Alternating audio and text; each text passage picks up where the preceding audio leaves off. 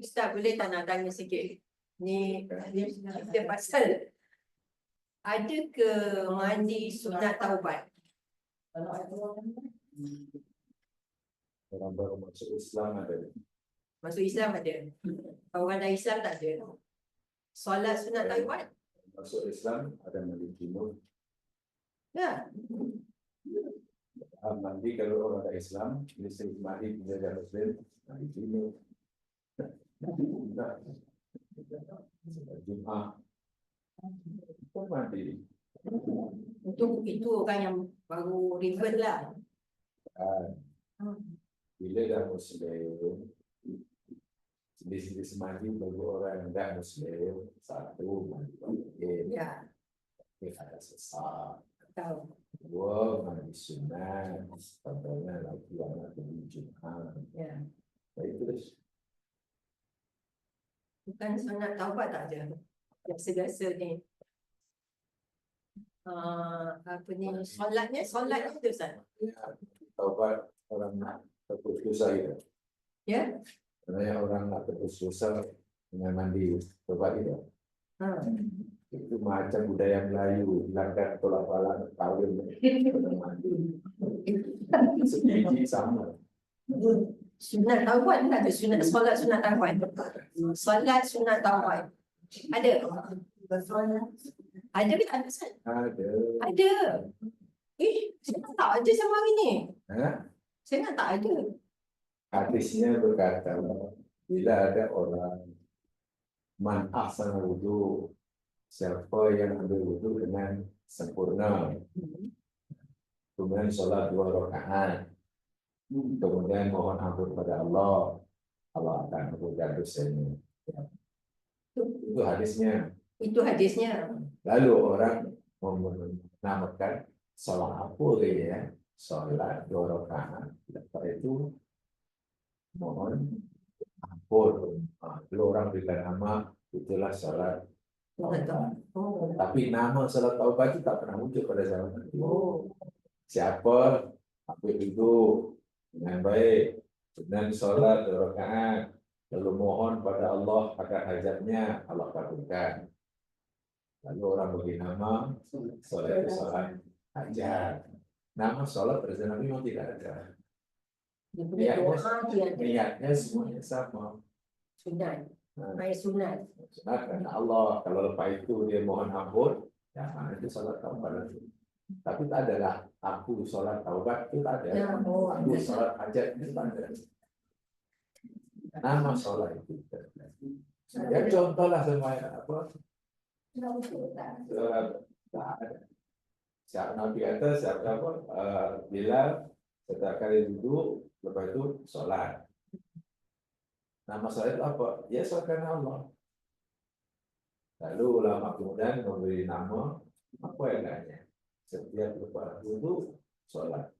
Oh, tidak saja maksudnya sholat sunat itu. Nama itu tidak ada pada Nabi. Yang ada pada zaman Nabi ini sholat itu yakni sholat witir. Itu adalah sholat apa namanya ini malam. Sholat fardu itu ada nama. Solat tahajud ada, witir ada. Sholat selain rawat fardu dan witir itu tidak ada nama. Niatnya semua sama.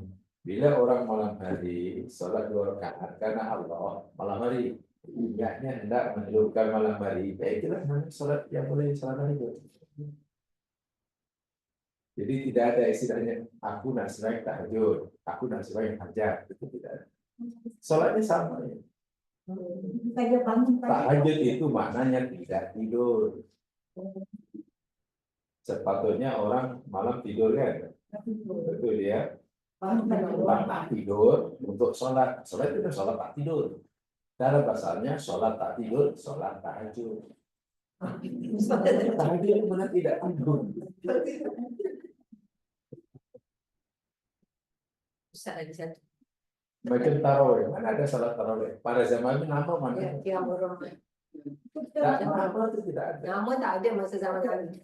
Hanya bila salat itu malam hari, dilakukan bulan Ramadan, dan Nabi melakukannya sangat rileks. dapat 2 rakaat rehat, baru rehat. Pas rehat itu rehat timbulkan kalimat tarawih. Tarawih itu maknanya rehat. Sehingga salat tarawih mas sholat rehat. Sebab boleh berhenti lama. Itu buat cepat-cepat, Ustaz. Itu sholat apa namanya? Tak tahu ya itu. Sholat borongan. Ustaz, kalau kita bangun pukul 5 pagi ya dah, kita bangun sembahyang, kita sembahyang tahajud. Belum paham namanya. Saya katakan orang malam hari tidur. Kan Allah bagi waktu memang malam itu untuk tidur. Hinggalah terbit fajar. Terbit fajar nanti kan kita bangun. Bila terbit fajar kita bangun untuk salat subuh. Mana masa tidur itu yakni daripada lepas isya hingga sebelum fajar. Terbit fajar. Itu masa tidur, okey. Masa tidur. Tiba-tiba kita tak tidur. Jaga untuk sholat. Sholat itu namanya tahajud. Bangun tidur karena nak sholat. Nama sholat itu sholat tahajud. Dan niatnya hanya karena Allah itu saja. Otomatis itu tahajud. Adapun qiyamul lail maknanya melakukan ibadah pada malam hari. Tak semestinya sholat. Jadi baca Quran, berzikir, itu qiyamul lail. Qiyamul lail maknanya lebih umum. Jadi kalau tanya, pasal kita ini mungkin telah diajar, sholat itu ada nama, itu masalahnya. Sholat sunnah tidak ada nama. Pada zaman Nabi, semua sholat itu sama. Hanya yang membedakan adalah ini hajat, ini apa dari taubat. Ya ini bergantung ditentukan oleh doa yang dibaca. Kalau wudu, Nabi kata wudu dengan baik. Dengan sholat 2 rakaat karena Allah. Lepas sholat mohon ampun pada Allah. Allah akan ampunkan. Nabi hanya kata itu.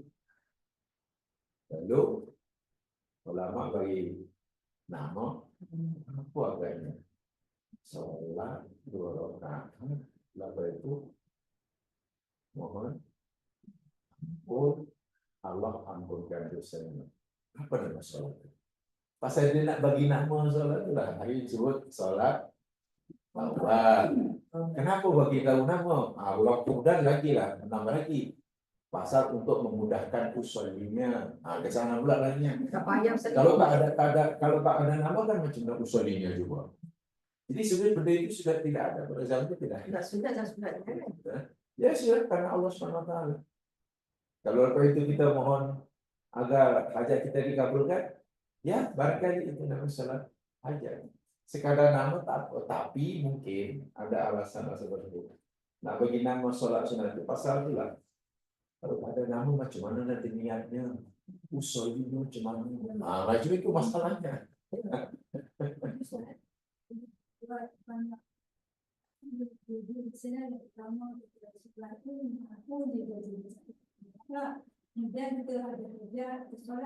Semestinya selepas 2 rakaat berdoa. Puaskan dulu salat banyak-banyak. Itu mohon pada Allah. Kita boleh gabung. Wah, ada sebanyak. Hanya malam hari Nabi kata salatul laili makna. Salat malam itu 2 salam. Itu sebenarnya. Saya tahu maksudnya mungkin lebih jelasnya. Salat 2 rakaat lalu beri Allah. Ya Allah yang tadi ini taubat tahu. Allah ini tidak tahu. Allah yang ini untuk syukur tahu. Mungkin tak perlu. Kita hanya perlu salat karena Allah 2 rakaat lalu itu mohon akhirnya ke mohon aja dikabul ke mohon sudah selesai. Dan bila dilakukan malam hari, itu namanya tahajud. Sebab tahajud itu maknanya tidak tidur. Masa tidur ya malam hari. Kalau siang hari tak boleh sebut tahajud. Sebab tahajud itu maknanya tidak tidur. Ada qiyamul lail melakukan macam-macam ibadah malam hari. Itu qiyam. Tidak semestinya solat. Boleh jadi solat lah, zikir lah, apalah. Menghidup hidupkan malam dengan ibadah. Yang ini. Maksudnya?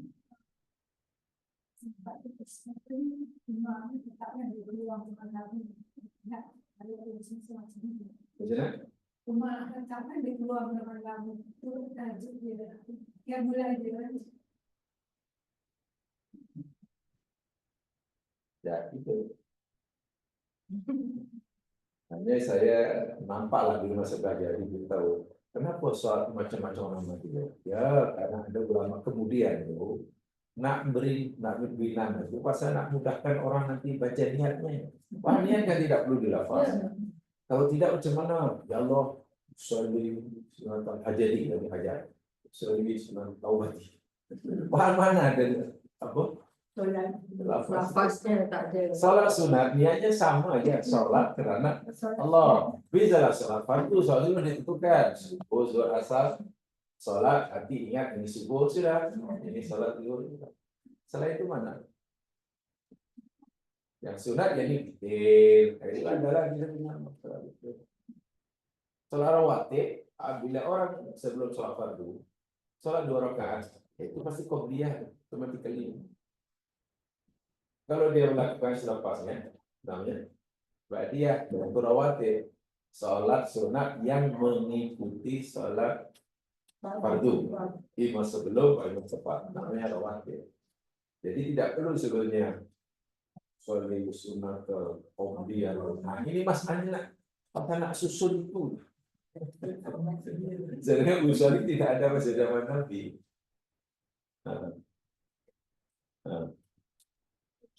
Ada hadis kata kalau kita solat selain daripada yang fardu itu 12 rakaat kan.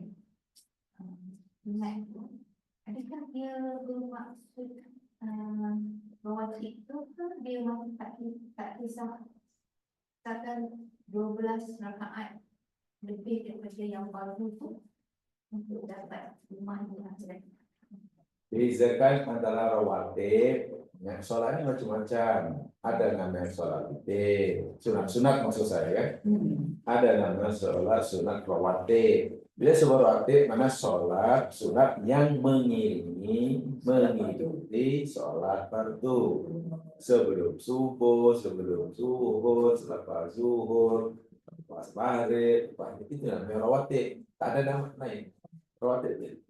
Adapun bila sekarang katalah tiba-tiba sholat, ya bukan rawatib lah. Duha barangnya ini. Jadi yang nak dapat satu rumah ke Rawatib. rawatib saja. Oh, gitu. Kenapa begitu? Karena rawatib hukumnya sunat muakkadah. Tidak masuk sunat duha semua tak ada masuk. Ya tidak di Nabi katanya itu. Ya tak payah. Kan ada sahabat ya Rasul macam mana apa namanya pohonkan doa pada Allah supaya aku dapat menemani kamu di surga. Kan begitu sahabat tadi. Lalu Nabi kata aksiru sujud, perbanyakkan sujud. Nabi tahu siapa yang sholat 12 rakaat sehari semalam. Oh, sehari. Dari semalam, maka Allah kabulkan umat di surga. 12 rakaat itu maknanya rawatib. Sama ada yang ada 12 dengan 10. 2 sebelum subuh, 2 sebelum zuhur, 2 selepas zuhur, 2 selepas maghrib, 2 selepas kan 10. Kalau 12, 4 sebelum zuhur. Jadi 12. Ada yang lain 4 selepas zuhur jadi 14. Itu nama rawatib. Kalau sekarang ya mungkin duha. Atau ada namanya sholat mutlak. Sholat mutlak ini tidak mengenal masa kecuali masa yang dilarang. Lepas subuh dan lepas asar. Tiba-tiba balik dia pasok. Sholat mutlak. Sholat duha. Bukan sholat apa juga. Sunat karena Allah SWT itu tak dikira bilang. Boleh. Namanya sholat mutlak. Sebenarnya macam orang sibuk dengan solat awabin. Awabin. Saya katakan tadi, pada zaman Nabi kan tidak ada nama sholat. Ya. Selagi kita masih pikir soal itu nama, pasti bingung. Seakan-akan soal itu berbeza gitu kan. Wahai yang beza itu hanya sholat fardu. Lalu itu ada, aku yang sholat selepas maghrib hingga isya, kan gitu kan. Tapi kalau dilihatkan lepas isya, ada nama lagi kan. Wah, sholat sunat itu sama aja. Sholat sunat karena Allah. Sudah. Itu saja. Buat kita tengok. Ya. Maknanya yang sama lah juga dengan doa-doa tu kan Ustaz. Macam doa tu ada baca doa ni kan. Apa ni? Saya tahajud baca doa ni. Ada. Yang Nabi contohkan doa ikuti saja. Yang Nabi tidak berikan juga doa, terulang doa saja. Gitu. Ya. What way? Okay. InsyaAllah, aku tak tahu Ustaz. Bila kita dengar orang punya soalan, Ustaz. Dengar dekat TikTok. Kita dekat TikTok, dekat apa, Ustaz? Ada lagi. Ustaz nak tanya. Kalau kita buat solat witir lepas isyak, adakah straight away lepas ba'da isyak ataupun kita buat solat dulu then buat witir? Waktu sholat witir ialah selepas orang itu sholat isya. Itu satu statement saya. Bila orang itu boleh sholat witir, selepas orang itu sholat isya. Mana selagi orang itu belum sholat isya, tak boleh witir. Walaupun sudah pukul 12 malam. Paham ya di situ? Kemudian selepas sholat isya, kan isya termasuk ada sholat yang dari sholat isya, yakni ada sholat rawatib. Maknanya lepas sholat isya, apa sholat yang terus kita buat? Sholat rawatibnya bagi isya. 2 rakaat bagi kita. Selepas itu kita pulang. 2 ke 3 ke 2 ke 4 ke 5 selepas puas. Setelah itu tutup dengan Witir. Kalau terus lepas ba'da isyak tu tak boleh. ya rugilah karena rawatib kan mu'aslan mu'akkadah. Bila kita dah buat ba'danya dah Boleh. boleh. Boleh. Yang penting kan tadi saya katakan waktu sholat isya. Coba ayatnya itu sebenarnya sudah memberi panduan memahami. Waktu sholat isya, yakni bagi kita, yakni selepas kita sholat isya sudah. Itu waktu sholat kita. Ya. Tak ada. Kalau itu difahami dah ada. Yang sehingga kalau orang itu pukul 12 malam pun belum sholat isya, tak boleh witir. Tapi kalau umpamanya baru sholat awal isya, ada isya, kena sholat isya, terus witir boleh. Ustaz, terima kasih. Jadi senang. Kadang-kadang confusion. Ya, contohnya ada orang tahu, ada kalau pagi-pagi namanya Isra, nanti di masjid namanya duha kan. Itu sebenarnya sholat itu sama ya. Bila dilakukan awal pagi namanya Isra, bila akan dekat ya siang sedikit namanya duha. Jadi sholat itu sama. Artinya kalau pagi sudah sholat, ya tak perlu sholat selepasnya.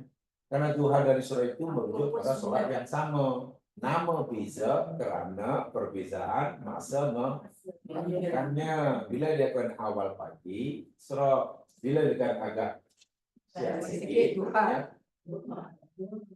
Jadi apa itu isra dan duha? Tidak isra, sekarang duha lagi ke? Pasal masanya begitu.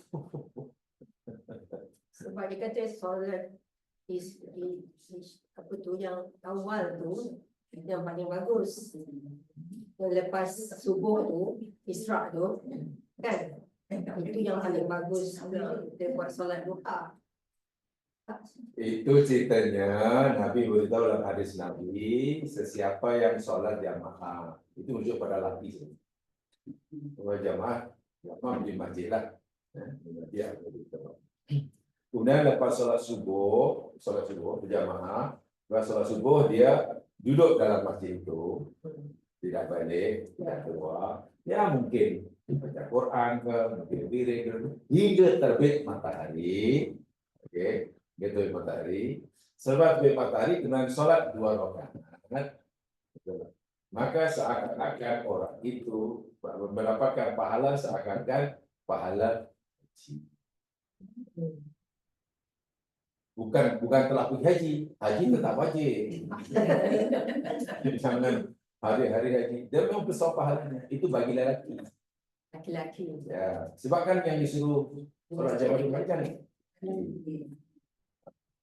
Dan macam mana yang perempuan? Kalau perempuan kalau tak ada apa? Pahala lebih umpamanya. Tidak juga. Rasulullah SAW ketika Nabi nak pergi masjid, isteri baginda di rumah Nabi ini ada tempat khas. Bagi isteri Nabi semuanya punya tempat khas untuk salat. Jadi salah seorang isteri Nabi namanya kalau tidak salah namanya Maimunah, dia salat subuhnya di rumah, tidak pergi masjid karena memang tidak disuruh, walaupun tidak salah boleh tapi tidak disuruh gitulah. Sebab itu Nabi kata la tamna'uhunna, yang kamu larang istri kamu untuk pergi masjid. Mana bila pergi boleh, jangan kamu larang. Sedangkan rumah mereka lebih baik bagi mereka. Mana solat di rumah lebih baik. Jadi si Nabi solat di rumah. Subuh Nabi di masjid, lepas subuh Nabi masih di masjid hingga terbit fajar, terbit matahari. Lepas itu Nabi sholat balik. Ketika Nabi balik ini didapati istrinya masih di tempat sholat itu, wirid panjang-panjang. Ya. Habis. Tak tahu apa yang dibaca. Lalu Nabi tanya, adakah kamu masih di sini dari tadi? Iya ya Rasul. Ya bahasa mudanya, apa hanya awak masih di sini dari tadi? Baca apa? Itu bahasa mudanya. Ya tentulah dikirkan. Nabi kata, aku baca 4 kalimat yang bila ditimbang itu lebih berat daripada bumi dan langit. Jadi kenapa kamu dikir panjang-panjang? Kenapa tak yang pendek saja, tapi pahalanya sangat besar? Lalu Nabi ajar pada istrinya itu, yakni Subhanallah wa bihamdi, adada khalqi, wa ridha nafsi, wa zinata nafsi, wa midada kalimati. Kamu baca itu 3 kali, 4 kali, pahalanya seberat bumi dan langit. Jadi Nabi kata, tak perlu panjang-panjang, kalau baca ini pahalanya lebih besar. Tak ada begitulah. Itu untuk perempuan itu. Dia memang besar pahalanya. Lagi lepas subuh pergi masjid, sampai terbit matahari, kemudian sholat 2 rakaat, baru bangun. Itu besar pahalanya. Menyamai ibadah. Bukan hukum haji ya, namanya fadilat. Fadilat ini maknanya ya keutamaan lah. Keutamaan. Tujuannya menggalakkan orang beramal. Bukan hadis syukur. Ya contohlah Nabi bersabda, siapa yang membaca surah Ikhlas sekali sama dengan Baca membaca sepertiga Quran kan. 10 juzuk. Baca 2 kali nyamai 20 juzuk. Baca 3 kali nyamai khatam. Baca apa namanya 10 kali ya Allah binakan surga. Apa nih rumah di surga. Maknanya hadis itu jangan dipahami hadis hukum. Itu hadis fadhailul amal, keutamaan amal. Nak galakkan kita mengamalkannya. Oh, jauh besar pahalanya. Sebab kalau dipahami sebagai hadis hukum, kita tidak perlu baca Al-Quran semuanya. 20 antara. Itu kalau hadis hukum. Itu namanya hadis fadhailul amal. Ya contohnya tadi lah.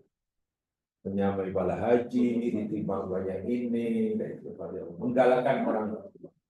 Karena Allah Maha Pemurah. Amalan yang sedikit dan ringan, tapi Allah berikan pahala yang besar. Fadhilul amal. Jangan difahami hukum, maksudnya hukum itu maknanya apalah buat ini saja, yang lain tak payah. Sebab ini pun sudah ini takut terlebih bekalan. Siapa yang puasa 10 Muharram, hapus dosanya 1 tahun. Betul? Siapa yang baca yang puasa Arafah 1 tahun yang lepas, 1 tahun yang akan datang, yang apa? Hapuskan 2 tahun kan?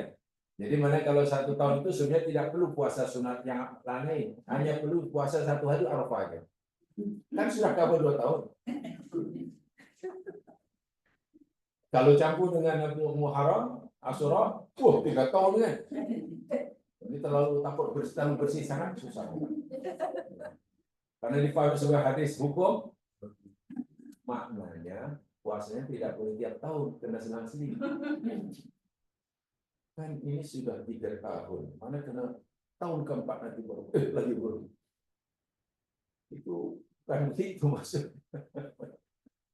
Jadi nak galakkan orang beramal. Allah ibaratnya Nabi beritahu kamu beramal sedikit dan ringan, tapi pahalanya besar gitu.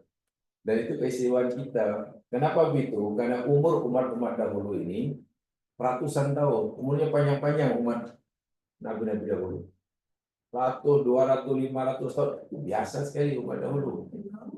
Jadi umat dahulu untuk mencari bekalan yang mereka nak bawa masuk surga, itu Allah beri masa sangat lama untuk cari bekalan itu. Umat akhir zaman, Nabi kata umurnya hanya antara 60 dan 70. Coba, hanya 60 dan 70. Sedangkan ia mesti membawa bekalannya cukup untuk masuk surga. Orang dahulu diberi peluang ratusan tahun. Kan macam tak aci kan kalau mesti. Saya itu karena seakan-akan ya, wahai umat Muhammad, karena umur aku juga berkamu ini apa? Sedikit pendek, singkat, tak apalah bukan dekat. Jadi amalan yang berganda-ganda itu hanya untuk umat Nabi Muhammad, umat Nabi Musa, umat Nabi Nuh ada gandaan macam itu. Jadi itu diberi masa yang panjang. Katalah umat dahulu untuk masuk surga mesti membawa 100 kebaikan umpamanya. Katalah 1000 kebaikan. Umur mereka katalah 800 tahun. Boleh kan? Nak cari bekalan 1000 diberi masa selama 800 tahun. senang kan? Sekarang umur Nabi Muhammad dan 60 dan 70 untuk memastikan dapat bekalan 1000. Kita tak cukup masa. Ibaratnya begitulah. Jadi supaya kita ni ya apa Allah ni Maha Adil, tahu walaupun umur pendek akan gandakan. Bukan dan banyak sekali amalan yang berganda-ganda. Sehingga bila nanti di akhirat yang mula-mula yang termasuk awal masuk ke umat Muhammad itu memang patut kan. Karena walaupun umurnya pendek, singkat, tapi bukan jarang yang juga amalan itu dan itu nikmat. Umur Muhammad kalau umurnya pendek-pendek nikmat. Itu rahmat yang besar. Kenapa? Kita hanya disuruh oleh Allah bekerja beberapa ketika, tapi terus itu pencin selama-lamanya. Masuk surga. Kan seronok daripada suruh bekerja puluhan tahun, baru pencin. Mana yang lebih? Kerja 1 minggu, pencin panjang hayat, dapat pencin berganda-ganda daripada gajinya. Rumah dibeli. Atau bekerja 70 tahun, lalu suruh pencin, baru pencin. Kan seluruh itu kerja sekejap kan. Lalu pencin lah. Jadi bertuah kepada umum ini, sangat bertuah. Sebab digandakan. Digandakan. Kasih saya.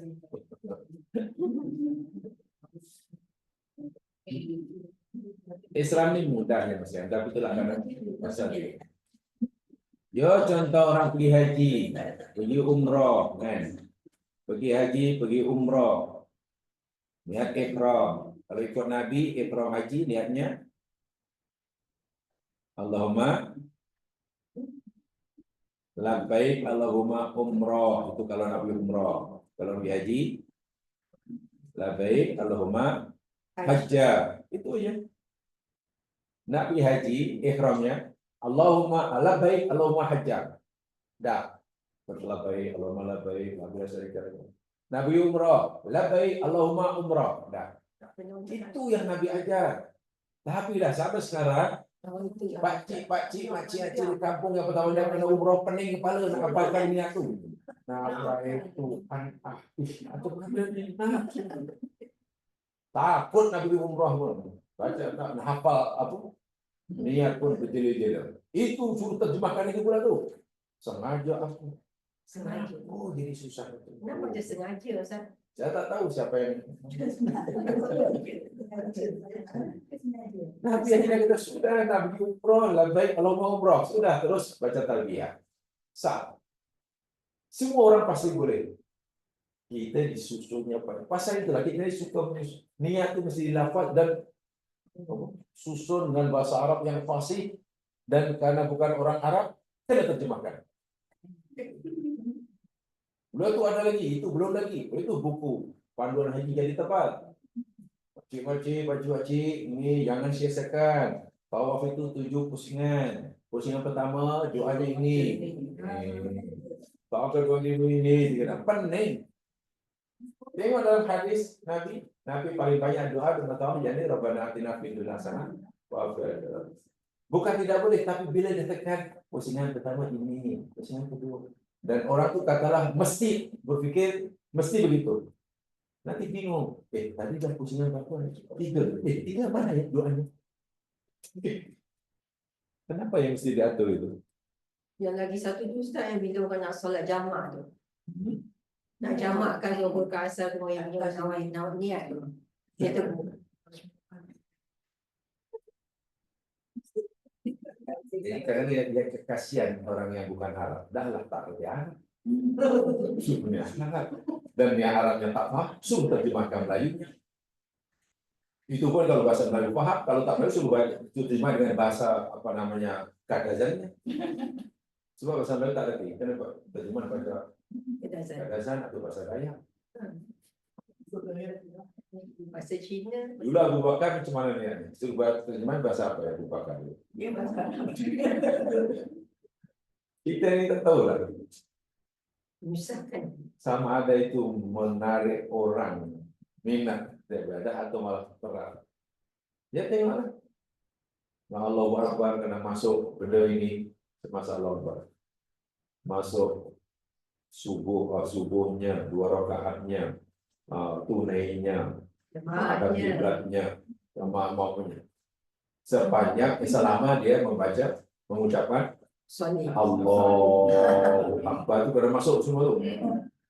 Begitu Allahu Akbar baru masuk 3. Iblis kata baru 3. Tak jadi lagi. Allahu Akbar. Baru 5 lah, 2 belum. Akhirnya pening sedang akan asumsi. Sehingga masa Allahu Akbar bukan ingat Allah Maha Besar, ingat aja lah. Ingat tunai ke, foto ke, menghadap kiblat ke, membelakangi kiblat ke. Karena lambat sangat nak masukkan banyak benda tadi, sehingga Allahu Akbar tak tahu berapa harokat. Macam ada lah. Allah. Tak tahu itu dari mana. Tak boleh, itu tak boleh. Itu orang malah jadi was-was. Sudah bismillahirrahmanirrahim, ingat Allah yang dia nak salat subuh, Allah sudah. Kan ingat itu dalam hati yang dan dilafazkan. Dan dilafazkan dalam bahasa Arab, tadi bahasa Arab, hati kena terjemahkan bahasa Melayu. Melayu pula tak fasih. Sebab Melayu baku tak reti, Melayunya kurang mana.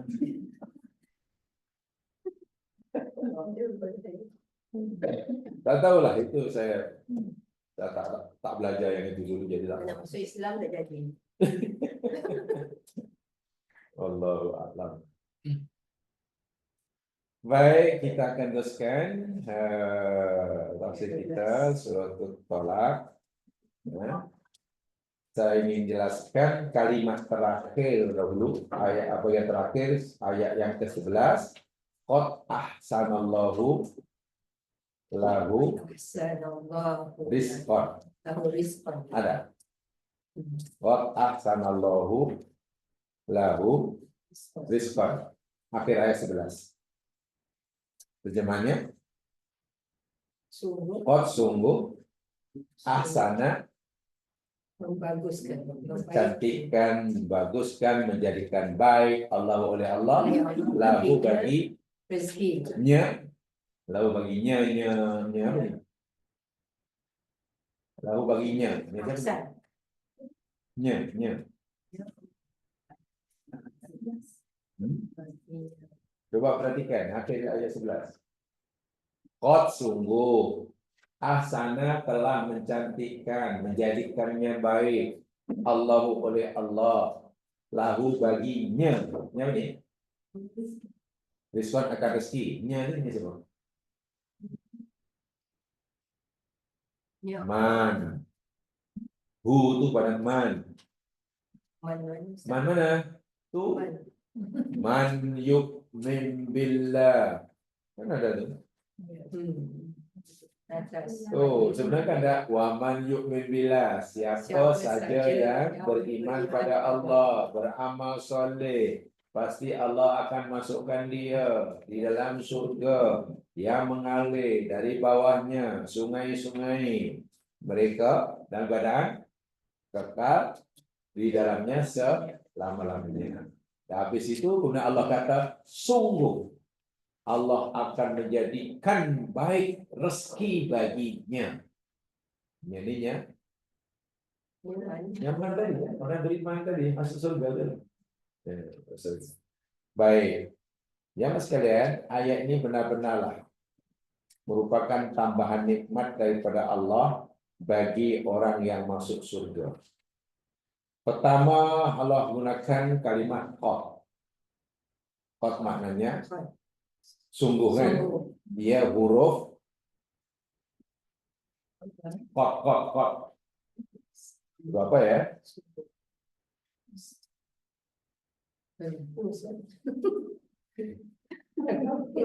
Dan lama dia. Qad.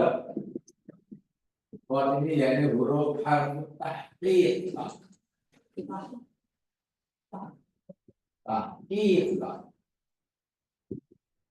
Faedahnya tahqiq.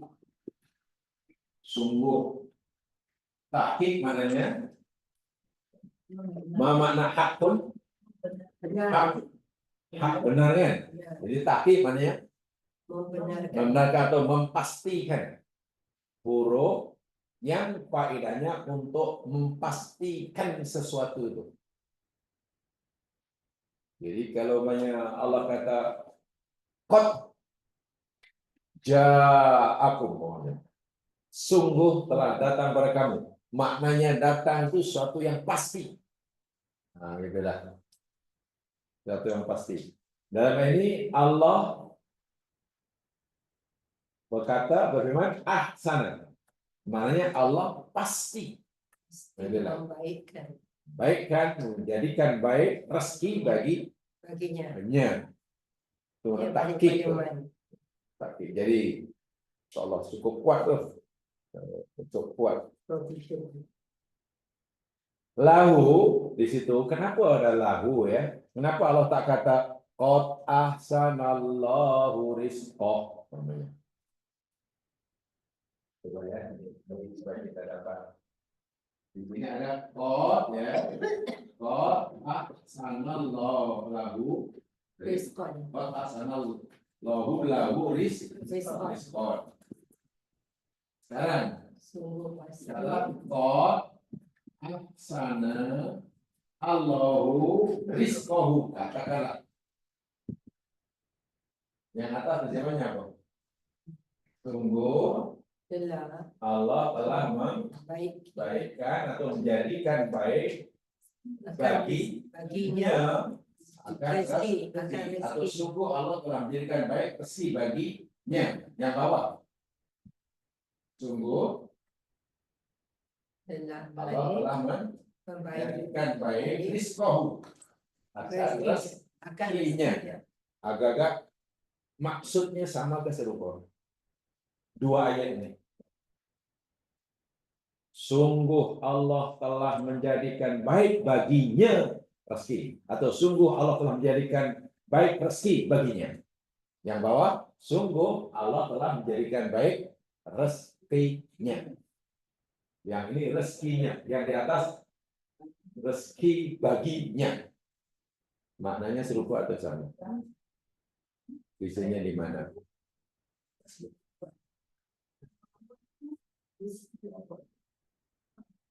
Yang bawah rezeki Allah, yang atas rezeki dia. Allah bagi bagi dia. Yang bawah rezeki Allah. Nah, itu rezeki iman juga, rezeki ahli surga juga. Nah, gitu.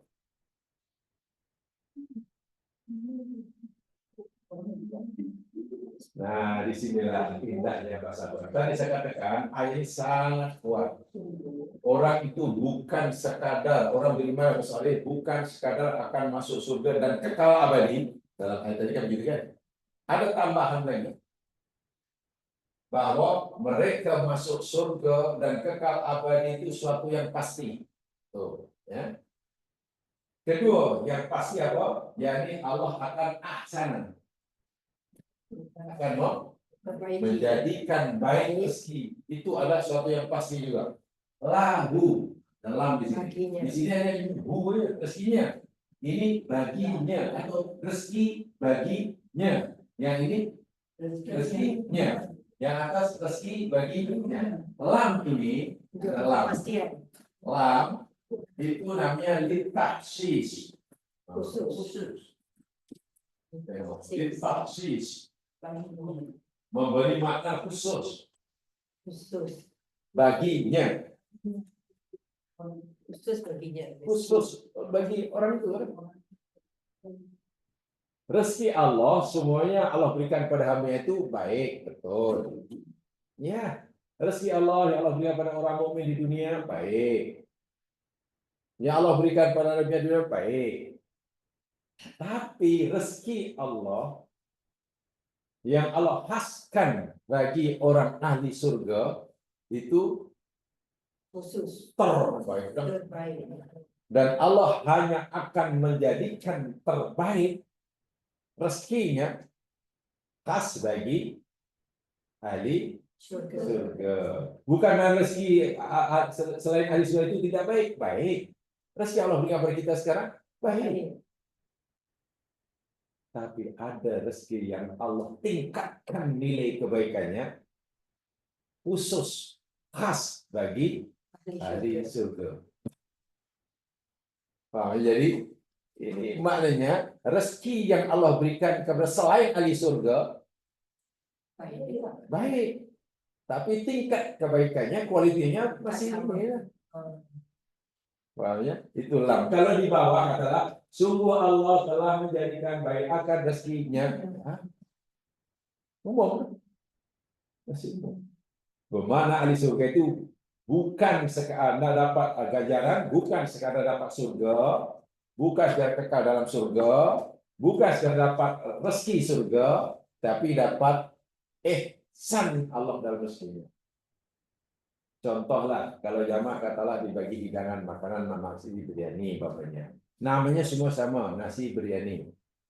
Agak-agak kualitinya sama atau mungkin berbeza? Beza. Nasi biryani untuk yang di depan kita dengan yang di depan Agung tak sama.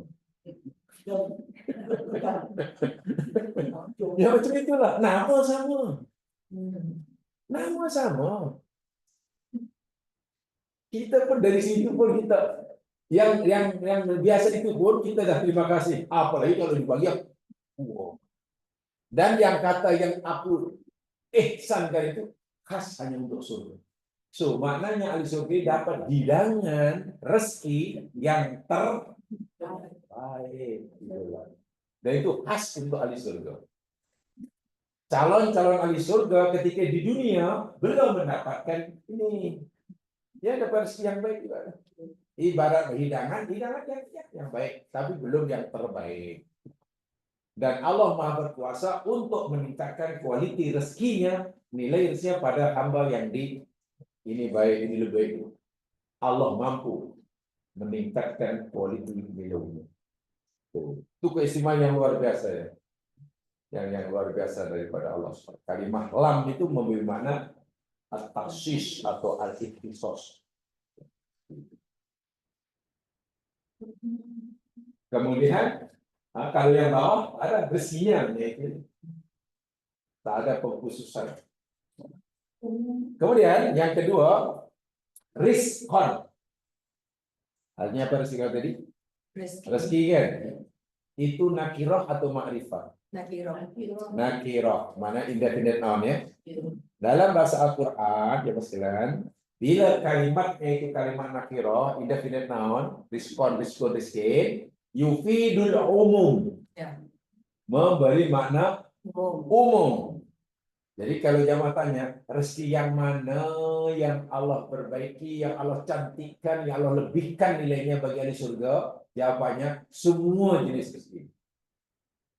Bukan hanya tempat tinggalnya, bukan hanya hidangannya, bukan hanya pakaiannya, bukan hanya semua rezeki yang Allah berikan kepada ahli surga, semuanya Special. Begitulah maksud. Jadi rizqan merujuk kepada benda yang umum. Itu makna ayat ini. Jadi Allah Akbar. Tak terkira lah. Susah nak bayangkan. Sehingga Nabi pun beritahu kita ketika ditanya tentang surga, siapa Nabi? Oh, surga itu. Kalau kamu nak tanya tentang surga itu yakni mala ainun ra'at, mata tak pernah melihat. Wala udhunun sami'at, telinga tak pernah dengar beritanya. Wala khatara ala qalbi basar, hati tak mampu membayangkannya. Jadi surga adalah tempat nikmat yang hati kita tak mampu nak membayangkan. Sehingga apa yang kita bayangkan, surga tidak seperti itu. Ya sudah, jadi tak payah bayangkan. Oh, surga itu agaknya mungkin bukan. Ma khatara fi bali wal jannatu laisa kadzalik. Apa saja yang terlintas dalam hati kamu, surga tidak seperti itu. Jadi kalau itu hanya buang borak, bayangkan surga. Iman saja. Surga tak ada dalam Oh, dunia. makanya surga itu udah pas. Oh. Kita cakap macam surga. Ada. Tapi karena kita pun paham bahwa surga itu tempat yang paling indah, sehingga kita pun suka menggunakan istilah surga itu untuk benda yang indah yang cantik. Inilah surga dunia. Ya. Tak biarkan. Tak berani yang kata inilah surga akhirat, tak berani. Ini surga dunia. Baik, ya itu nikmat yang bisa luar biasa lah. Allah SWT jadikan pada ahli surga rezeki, ya. Rezeki pakai nakirah ya. Nakirah itu memberi makna umum, yufidul umum. Yufidul umum. Mengalir di bawah itu adalah satu ungkapan bahasa Arab di apa? Selain dia orang punya sungai yang cakap mengalir di bawah tu. Ataupun yang itu dia spesifik Al-Quran. Sungai, sebab kita tak nak cakap sungai mengalir bawah tu. Dan ini nikmat apa nih dalam ayat ini yang ketika Allah sebut sungai atau air mengalir ini nikmat apa dunia atau surga kan? Nah tadi macam mana definisi surga tadi? Kalau tanya tentang surga macam mana? Mata tak pernah lihat, telinga tak pernah dengar, hati tak mampu nak bayangkan. Sebab itu tidak perlu digambarkan gitu. Apa yang kita bayangkan tentang surga, sungai mengalir. Tidak seperti itu. Sudah. Sebab itu surga ini benda yang kita hanya amantu billah. Itu saja. Nak tanya buat sama ada orang cakap bahasa Arab ni, memang cakap sungai tu mengalir kat bawah tanah ke tak? Dia tak cakap macam tu. Bawah tanah. Macam dalam Al-Quran mengalir di bawah ni. Agak-agak, tapi saya ini hanya agak-agak ya, sebab tidak pasti. So ini ayat Quran. Bila Allah berfirmankan surga mengalir banyak sungai, jannah itu sebenarnya bukan surga ya, mereka. Jannah itu bahasa harfiahnya kebun, taman, pokok yang penuh dengan apa? Pokok lah. Nah, yang di situ ada air. Air. Orang Arab bila digambarkan begitu, memang tak terbayang nikmatnya. Apalagi hidup pada zaman Nabi, mereka ini hidup di padang pasir. Jangankan ada sungai, hujan pun jarang. Jangankan ada taman yang indah, pokok tamar pun hanya itu je. Tak ada bunga-bunga. Jadi bila pasti dalam bayangan dia, kalau ada taman begitu, boleh buat rumah itu, bawahnya pada air. Jadi sedikit banyak apa yang kata Al-Quran ini pasti akan menimbulkan apa dipanggil ya, daya tarikan pada orang Arab waktu itu maksudnya Al-Quran itu, tapi tidak disebut umum sebab mungkin kalau kita citakan surga itu seperti ini katalah, surga itu yang taman yang lebarnya apa banyak pokok, itu banyak ada orang Sakai tak minat. Orang Sakai ya. Ya iya kan. Pasti tak minat. Udah hari-hari mandi. Itulah saya kata, jadi jawatan itu hanya agak-agak untuk orang Arab macam itulah bayangnya. Tapi pahaman itu tidak sebenarnya benar. Karena untuk orang yang orang asli yang duduk di itu surga tetap saja. Cara kita mau surga tetap saja surga, mata tak pernah lihat, telinga tak pernah dengar, hati tak. Itu saja. Sebab kalau kita bayangkan dalam surga kan disebutkan ahli surga mereka akan pakai baju sutra warna hijau, sutra tebal, sutra tipis, pakai gelang emas. Yalah kalau kita beritahu kepada orang yang susah bin fakir, mungkin lebih itu ada pelayan gitu. Tapi kalau ayat itu kemudian kita ceritakan apa adanya macam itulah, ya, kepada apa namanya nih pokong banyak, ya tak minat lah. Oke emas lah pokong.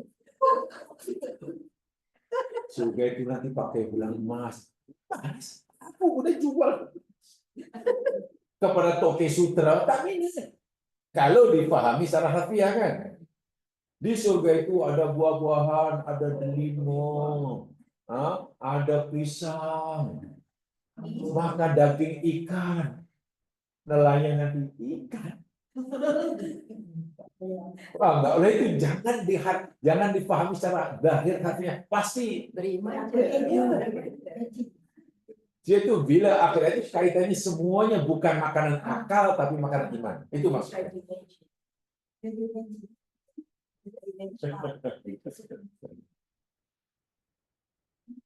Ya seperti azab-azab macam itu perlu diyakini.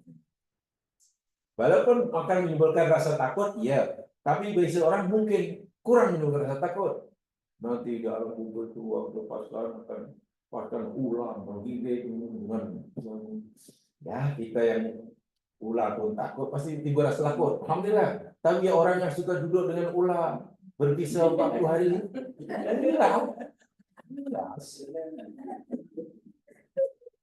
nanti dibakar dengan api. Tuh sampai yang jalan di atas bareng. Dihidangkan di surga yang pisang.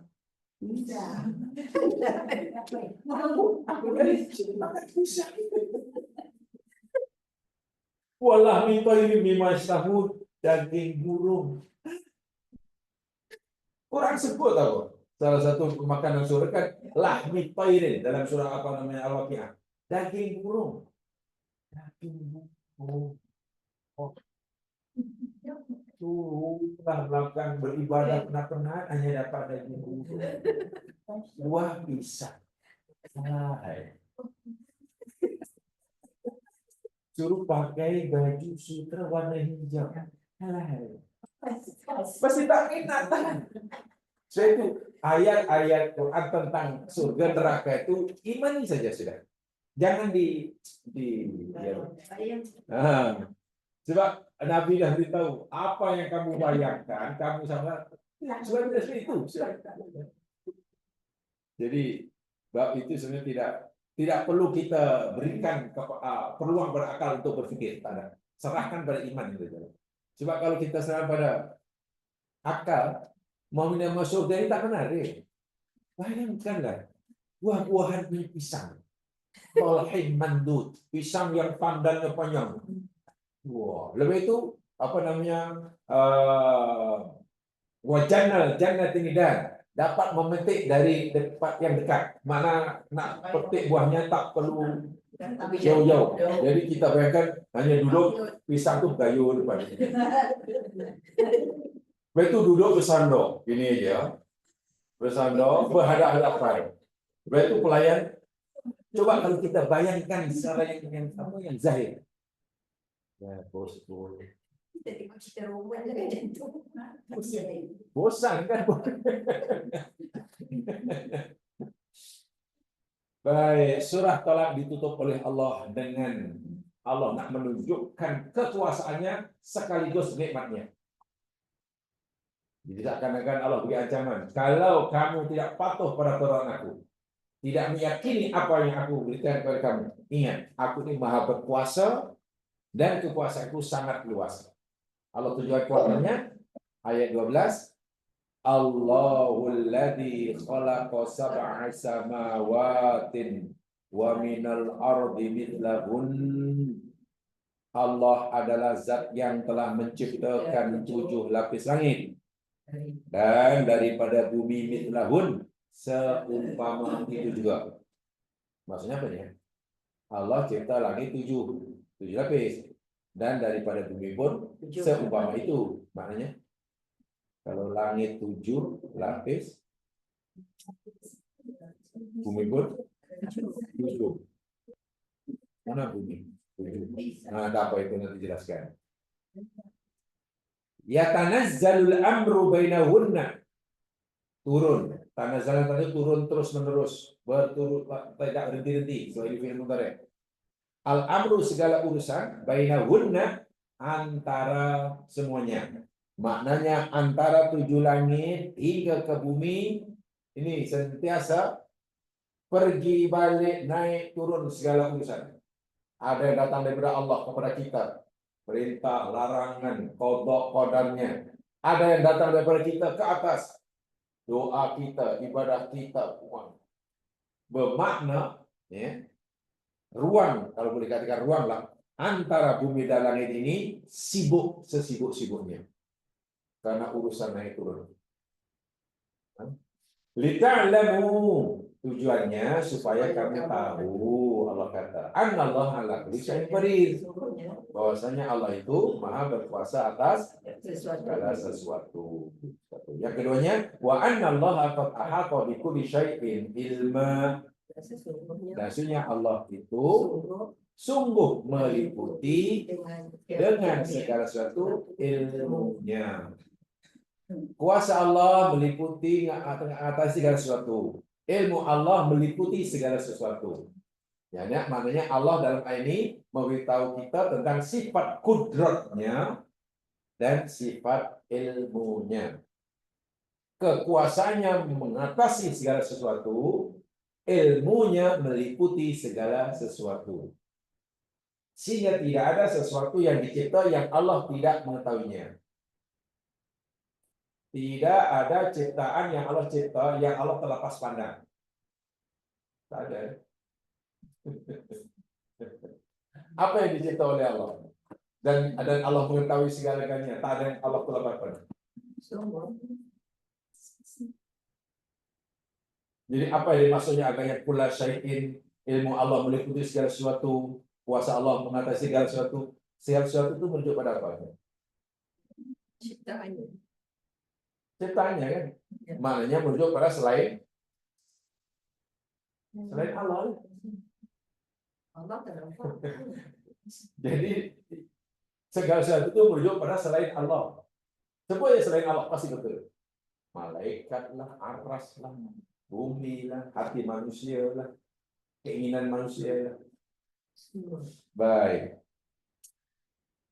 Pertama, ayat pertama, yakni Allah menunjukkan kekuasaannya. Dengan kekuasaannya yang mutlak, Allah berkuasa menciptakan langit dan bumi 7 lapis. Khalaqa mencipta. Saya ringkaskan saja. Makna khalaqa ini mengadakan sesuatu dari tiada. Itu makna khalaqa. Mengadakan sesuatu dari tiada. Maknanya bumi, langit dan isinya ini asalnya pada mulanya tidak ada. Kemudian ada. Jadi Allah adakan dari tiada. Itulah perbedaan antara mukmin dan kafir yang etis ini sudah begini ya Ustaz. Orang etis mempercayai begini. Alam, alam apa ya? Alam. Bumi langit dan di sini alam. Khalaqahu Adam. Ini orang etis, orang kafir, orang etis.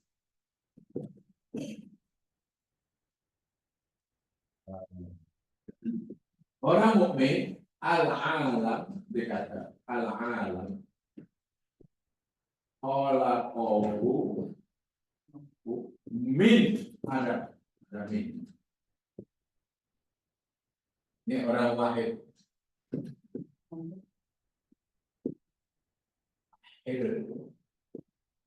Akhir.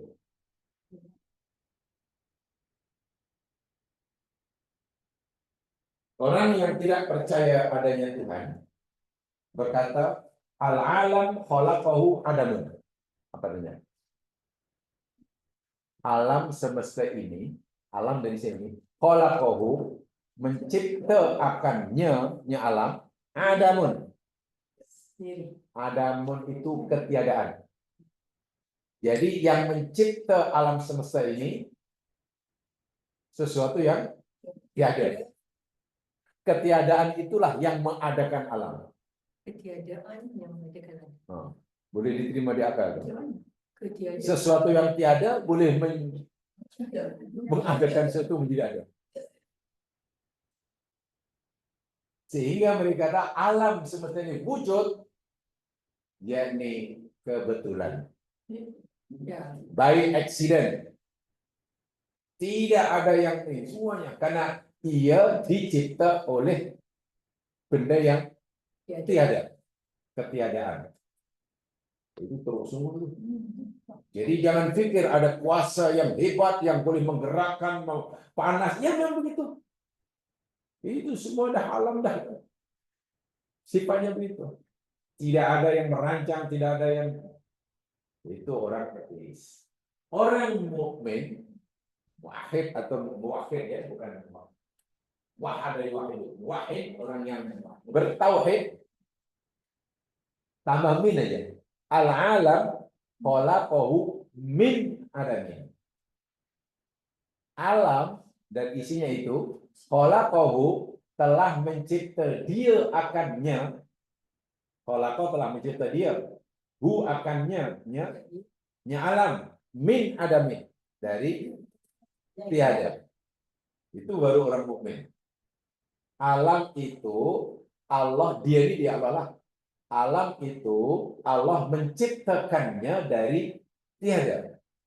Tapi orang ateis kata alam itu dicipta oleh ketiadaan. Dicipta dari ketiadaan. Yang mencipta itu benda yang tiada. Itulah maksudnya. Macam mana? Orang ateis, contoh yang baru meninggal, terkenal namanya, sebelum matinya masih tidak mengakui adanya pencipta alam semesta, yakni si Stephen Hawking, si saintis yang cacat lah, dia dipanggil si saintis si wheelchair, ya Dia berkata dalam bukunya bahwa alam ini yakni ada dengan Sendiri. by accident. Bukan tak ada siapa, tak ada. Mana ada. Maknanya tidak ada benda yang mengadakannya. Kalaupun ada, dan yang tiada itulah yang mengadakannya. Apa yang tiada? Jadi memang akal tak boleh terima. Macam mana benda yang tiada boleh mengadakan sesuatu. Islam tambah milih. Orang mukmin kata, oh tidak. Alam ini Cipta. dia Allah menciptanya dari tiada. Jadi asalnya tidak ada, dengan kehendak Allah, dengan kuasa Allah, Allah mengadakan. Kenapa orang macam Stephen Hawking sekarang sudah almarhum atau arwah? Stephen Hawking almarhum atau arwah? Mata.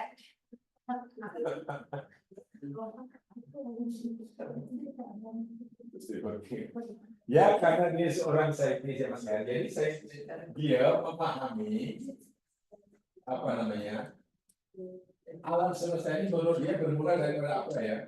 Ada. Yang mereka dipahami dari The Big Bang. The Big Bang menjelaskan beliau ada buku yang dikarang oleh beliau yakni From the Big Bang to the Black Hole. From the Big Bang to Black Hole. Satu buku yang sangat fenomenal sekali itu. Jadi mereka dia meyakini asalnya tiada, katakanlah satu titik. Tapi dia ini tak nampaknya lah. Sangat kecil. Dipanggil yakni titik apa namanya singularity kata dia. Kosong. Tiba-tiba. Tapi bermuatan apa namanya energi yang maha dahsyat katanya. Energi yang maha dahsyat, tak ada apa yang dilihat, tak ada apa, tiba-tiba meletus.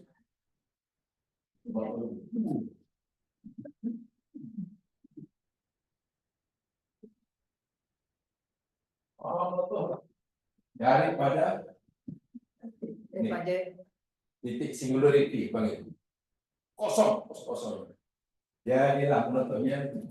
Jadi alam semesta seperti sekarang ini memakan masa jutaan bilion tahun. Dari panggil Big Bang bilang. Big Bang. Jadi orang seperti apa namanya ini Stephen Hawking tak tahu apa yang berlaku sesaat ke setengah saat ke sebelum berlaku Big Bang. Big Bang itu. Apa yang ada? Karena memang sains tidak mampu. Objek sains ini kan benda yang dah ada. Fisik kan. Sains ini objek ini benda yang nampak. Metafisik saya tak mampu nampak ini. Sebab ini alam gaib. Sains hanya mengkaji benda yang nampak. Oleh itu sains kalau ditanya, para saintis, tolong jelaskan kepada saya hakikat sebenar hantu. Sebenarnya hantu pun tak percaya. Alam kubur itu macam ada ke mana? Dia hanya bicara benda yang nampak. Jadi dia tak tahu apa yang sebelum berlakunya itu. Sebab itu dia kata alam itu wujud dari apa yang dicipta oleh tiada. Tapi Allah kata, Islam kata alam ini dicipta oleh Allah dari tiada. Jadi yang mengadakan ini dari kata ada ini adalah Allah Subhanahu wa Ta'ala. Jadi sangat sesat. Ayat Quran jelas sekali. Allahu. Jelas Allah kata, aku yang menciptakan. Aku yang cipta. Aku yang turunkan hujan. Aku yang hidupkan. Tapi kalau tanya macam saintis yang etis tadi, itu tanya, semuanya baik. Itu accident. Tak ada yang. Jadi kalau banyak tanya, kenapa itu rambutan manis? Ya memang itu. Itu tak masuk. Tapi kenapa itu cili pedas? Ya itu. Dia macam sabtu. Memang sifat alam mereka kayak itu nature. Kan? Dan nature. Ya, sehingga mereka kata apa? Law of nature kan. Orang Islam tidak boleh kata law of nature ya. Hukum alam, kehendak alam tak boleh itu. Itu orang etis. Orang Islam mesti kata sunnatullah. Karena ada yang menentukannya menghendakimu. Contohnya ayat ini jelas sekali. Allah menolak mentah-mentah pahaman yang tidak meyakini adanya Tuhan yang mencipta. Allah kata, aku kata Allah yang cipta 7 lapis. Bagaimana 7 lapisnya langit, bagaimana bumi, nah, itu yang menjadi Allah serahkan bagi kita untuk memilihkannya. Sebab ini ayat kauniyah ya. Tapi setakat yang saya tahu begini ya, Daud pernah sampaikan. Allah firman, Dia yang cipta 7 lapis langit. Pertama kita kena tahulah langit itu apa. Menurut jamaah langit itu apa? Atas. Langit. Space. Langit space. Selain bumi namanya langit.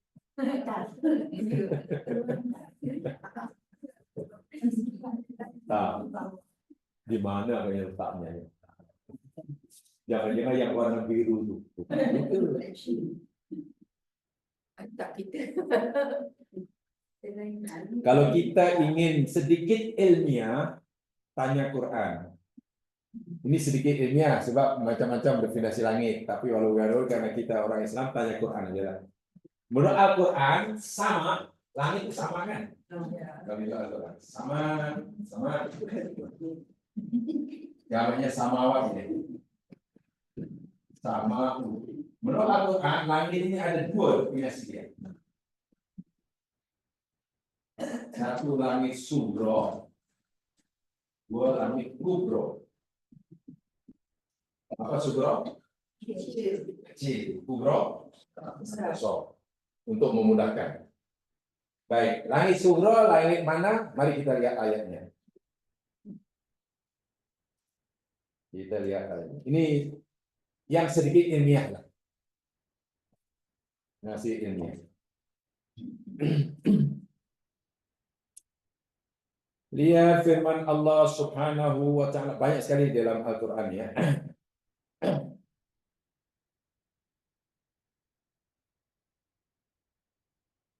Contohnya di dalam surah Al-Baqarah. Banyak sekali. Baqarah, An'am, Anfal, Ra'd, Ibrahim, apalah. Wih, puluhan. Surah Qaf semuanya ada. Surah Baqarah ya, yang senang ayat 22.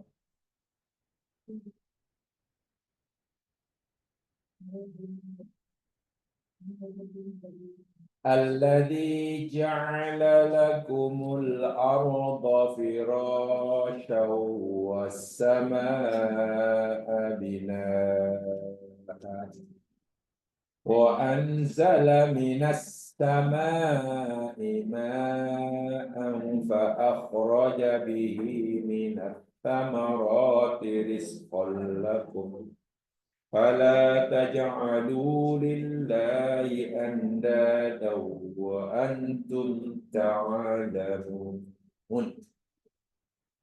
Alladzi Allah zat yang ja'ala telah menjadikan lakum bagi kamu al-arda bumi. Allah jadikan firasyan sebagai hamparan. Was samaa dan Allah jadikan langit.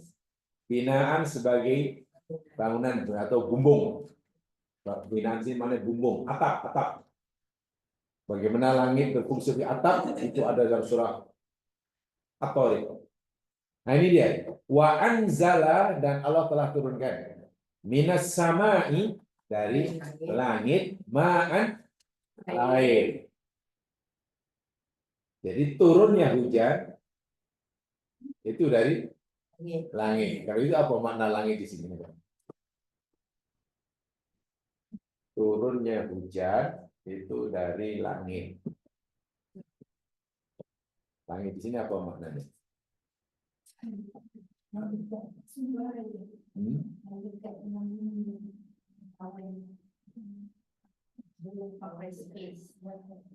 Turunnya hujan dari langit. Itu langit itu apa maknanya? Masih lagi.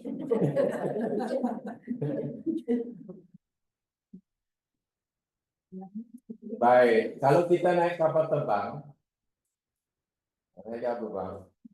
ya katalah dalam ketinggian yang biasa kabarnya itu dalam 35, ya 10 kilometer lah paling tinggi.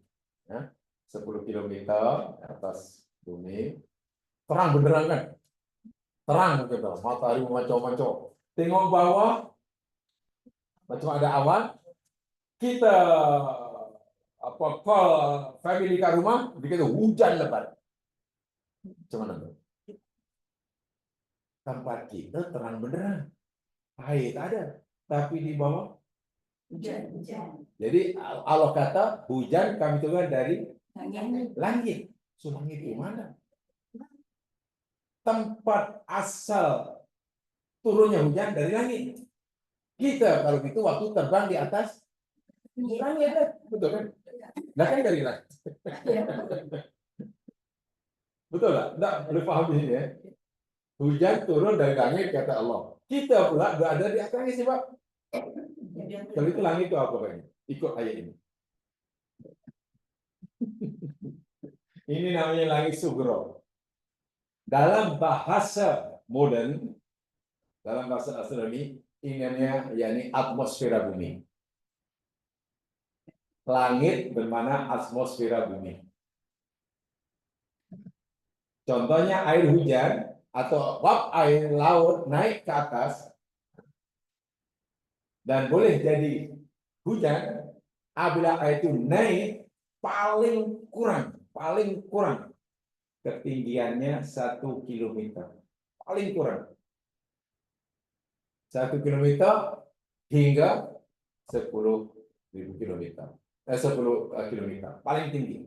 Kurang dari 1 kilometer tak akan jadi hujan, masih berupa uap, belum jadi air, masih terlalu ringan, masih mampu membebaskan dia pada graviti bumi, masih. Lebih 10 kilometer sudah tidak jadi air karena menguap, jadi uap, dah. Jadi antara itu. Sehingga langit yang dimaksudkan oleh Allah dalam ayat ini, yakni tempat asal turunnya hujan karena atmosfera bumi, udara yang menyelimuti bumi. Itulah langit sugro. Ada berapa lapis? 7, betul. Quran pun kata ke-7. Langit sugro ada 7 juga. Lapisan atmosfera bumi ini ada 7. Ada 7. Namanya atmosfera. Yang paling dekat dengan apa namanya kita, namanya troposfera. Troposfera paling dekat. Atasnya lagi stratosfera. Naik nomor 3 ozonosfera. Nomor 4 mesosfera. Nomor 5 termosfera. Nomor 6 ionosfera. Yang tertinggi nomor 7 exosfera. Sama 7. Tak percaya buktikan. Bumi ini diliputi oleh udara yang ada 7 lapis.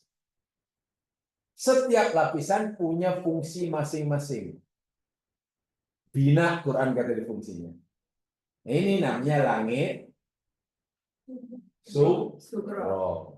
Lepas exosfera jamaah sekalian, mana di luar langit 7 dah. Dah masuklah kawasan masuk bulan sana ke matahari sana ke. Itu makna langit yang pertama, langit sugro. Jadi hanya terkait pada udara yang menyelimuti bumi yang sebenarnya ada 7 lapisan.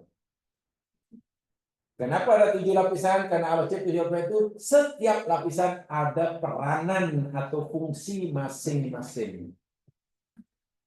Katalah lapisan yang ketiga namanya ozonsfera.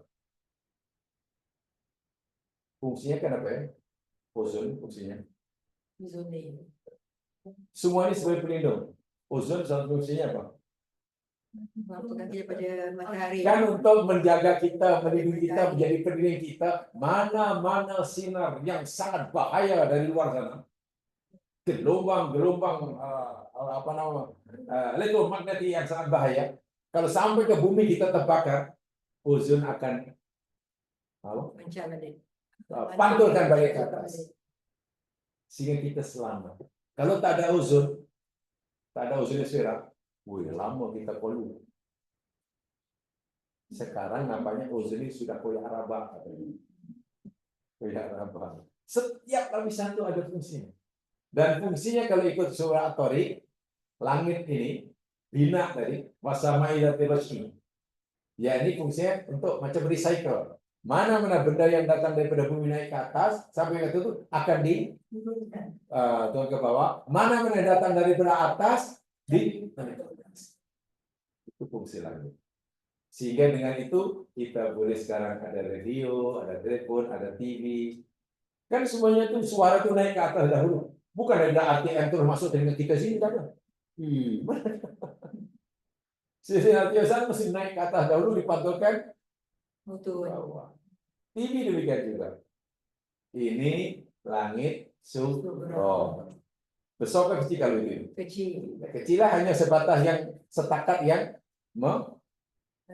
menyelimuti bumi. Tak sampai matahari pun, tak sampai bulan pun. Nih, tak sampai pada bulan nih. Exosfera yang paling luar tak sampai pada bulan pun. Jauh sekali matahari sampai. Sedangkan space masih luas kan? Ruangnya masih luas lagi. Nah, sekarang itu yang sugro. Lalu mana yang kubro? Lihat ayatnya. Kalau langit yang besar itu yang mana? Ya.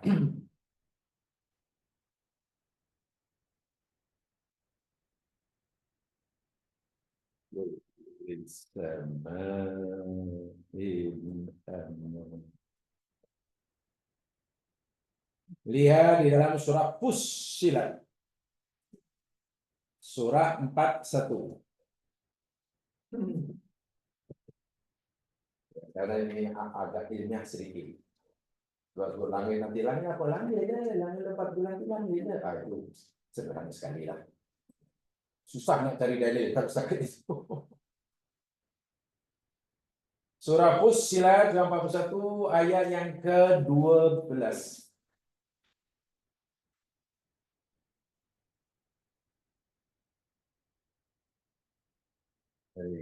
Kaji maklumat ilmu yang Allah berikan pada kita.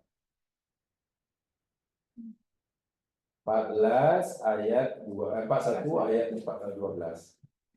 Faqadahunna sab'a samawat. Lalu Allah telah menetapkan hunna, langit-langit itu Allah cipta sab'a samawat. Ada 7 lapis langit. Yang Allah kata nih, Allah telah tetapkan penciptaan langit itu ada 7. Fi yaumaini, dalam 2 masa, 2 fasa. Coba lebih tepat 2 masa atau 2 fasa. Kalau 2 hari nanti terlalu terbayang Ahad, Selasa, Rabu, Kamis. Wah, itu terlalu sederhana sekali. Wa auha min fi kulli sama'in amroha. Dan Allah wahyukan pada tiap-tiap langit yang 7 itu amroha akan maknanya tiap-tiap langit Allah beri peranannya. Tugas dan perannya berbeza-beza amroha. Nah, itu satu statement sendiri. Sekarang statement yang kedua, itu kan ada jin ya. Boleh mana boleh berhenti kan? Ya. Amroha itu sudah satu statement, sudah sempurna lah. Kalau nak sodaqul hadi pun boleh juga.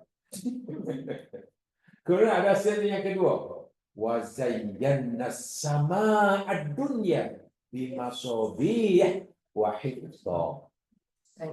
Dan kami telah hias, kami telah beri perhiasan langit ad-dunya yang dekat.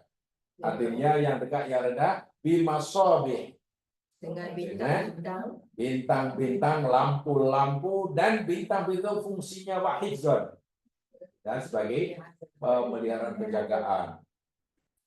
Baik. Allah kata Aku cipta langit ada 7. 1, 2, 3, 4, 5, 6, 7. Betul ya? Kemudian Allah kata, tiap-tiap langit aku berikan peranannya, fungsinya. Kemudian Allah lagi beritahu, dan aku hiasi langit ad-dunya. Bila Allah sebut langit dunia, bukan langit yang keempat atau kelima. Yang pertama Allah atas, kata, dan kami hiasi langit dunia, mana langit yang keempat atau yang kelima. Langit ada 7. langit dunia. Yang keempat, Pertama. kenapa bingung? Oh, pasal langit keempat atau kelima. Itu tak sampai dipilih. Langit dunia lah. Langit ada 7, betul kan? Lalu Allah kata, kami hiasi langit dunia. Bertanya, yang di langit dunia itu langit 4 atau 5. Jangan pilih 5. Pertama. Tak semuanya dipilih. Kita cakap dah dunia. Langit dunia mana langit yang Dekat. dekat, yang dekat mana yang oke, yang pertama. Sekarang tengok saya tunjuk lagi.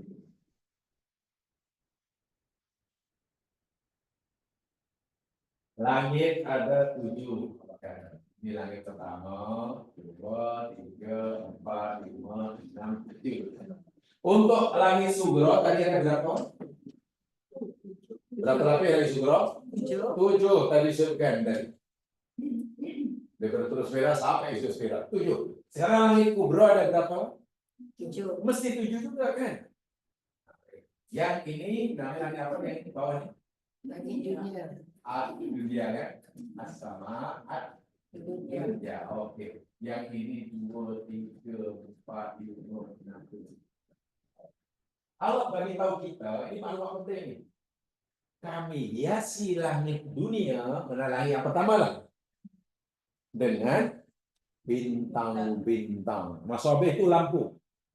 Maksudnya benda langit yang ada cahaya sendiri. Bintang lah. Matahari lah. Oke, matahari. Kalau Allah beritahu langit pertama aku hiasi dengan bintang-bintang, langit 2 apa hiasannya?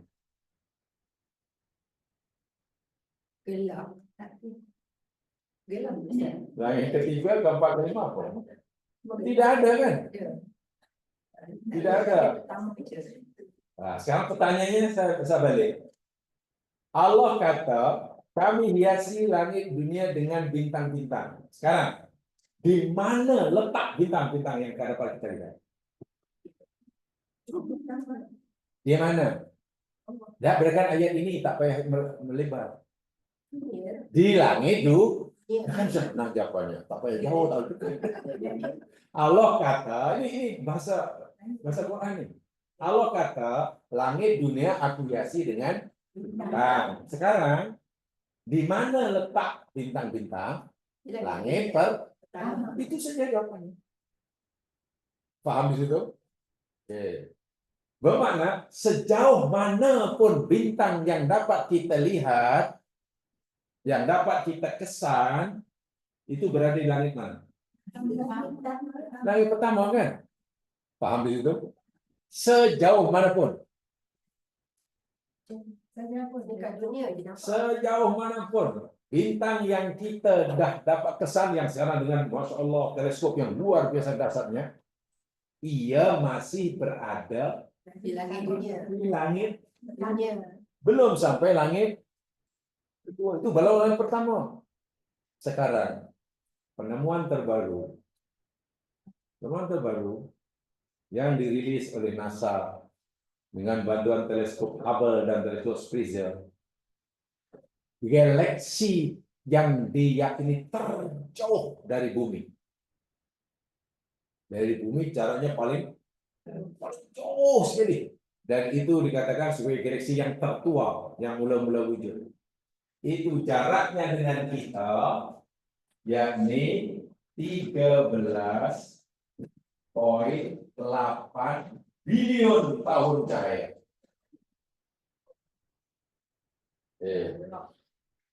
Jaraknya dari bumi jauhnya 13,8 bilion tahun, bukan bilion kilometer. Maknanya apa? Sinar bintang itu sinar galaksi itu sampai kepada kita, pengamat yang mengesannya, memakan masa 13,8 bilion tahun baru sampai. Ya dekat sini PJ. Atau kalau kita katalah pancarkan sinar dari bumi, cahaya lah. Sinar itu baru akan sampai ke galaksi yang paling jauh dari bumi selepas 13,8 bilion tahun. Kelajuan cahaya 300.000 km sesaat. Ini sudah tidak boleh lagi diukur dengan main. Wah. Sedangkan matahari kita ini kan jauh kan. Tiap hari sudah saya katakan. Matahari dengan bumi ini jauhnya 150 juta kilometer. Jarak matahari dan bumi 150 juta kilometer. Sinar matahari sampai kepada kita, sinarnya boleh kita lihat 8 menit. Makan masa 8 menit saja. 8 menit yang diperlukan oleh sinar matahari untuk sampai kepada kita menempuh jarak 150 juta kilometer. Sekarang sinar galaksi yang paling jauh ini untuk sampai kepada kita memerlukan masa 13,8 bilion tahun dengan kelajuan 300.000 km sesaat. Saya tanyakan lagi. Galaksi yang jauh ini di langit kedua atau keempat? Ini langit yang jauh nih. Yang jauhnya. Ini di langit kedua atau keempat? Yang jauh sekali. Pertanyaan langit kedua atau keempat apa yang jauh? Ya? Langit pertama kan Quran. Oh, sudah. Kan tadi dikatakan dari awal tadi kan saya tanya mula-mula. Allah kata kami hiasi langit pertama dengan bintang-bintang. Oke, betul kan? Kemudian saya tanya lagi. Nah, di mana letak bintang-bintang? Langit pertama. Paham ya? Sekarang bila kita dapat mengesan bintang dimanapun dia berada, dimanapun apa kita menemuinya, bintang itu masih berada di dunia. Nah, sekarang kita sudah dapat mengesan bintang yang terjauh, jauhnya 13,8 bilion tahun cahaya. Dia berada di langit keempat atau kelima?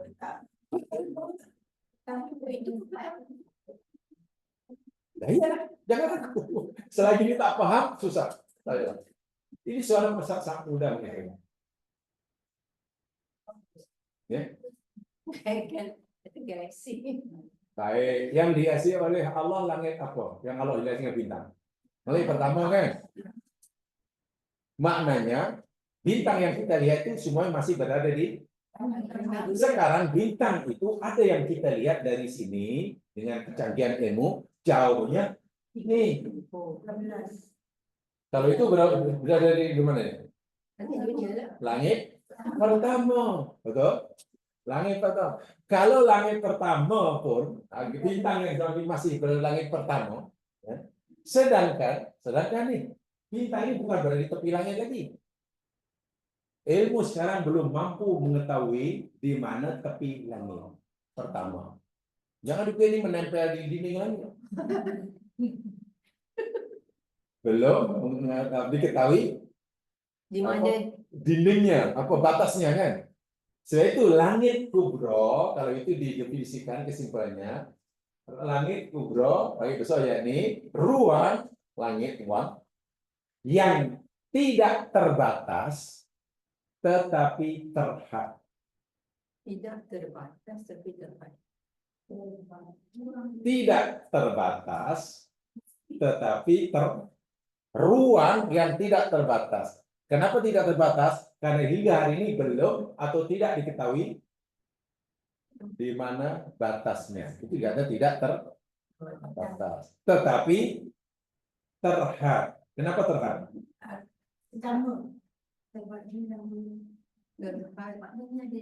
Sebab kita tak Ya, kenapa terhad? Tidak ruang yang tidak terbatas tapi terhad. Itu langit kubro.